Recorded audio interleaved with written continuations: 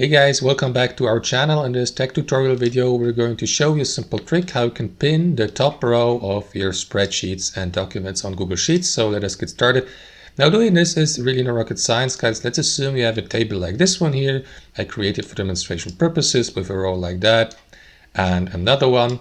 And now the problem with spreadsheets and documents on default here on Google Sheets is that whenever you scroll down, guys, the top row or the top rows keep disappearing, which is extremely annoying, for example, or in particular for tables and spreadsheets that contain a long list with a lot of data. So now you would like to keep that top row here for reference whenever you keep scrolling down.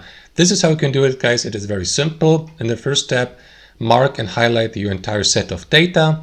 To do that, simply click anywhere here in your table, press Ctrl A to highlight the entire graph or table. And what you want to do after that, guys, is click on View here at the top, and from the drop-down menu, hover your mouse over Freeze and select only one row. Or of course, if you would like to freeze more rows and pin them to the top, like 2 rows or up to 17, you may do that as well. So let me go with 1 row with the top row for demonstration purposes.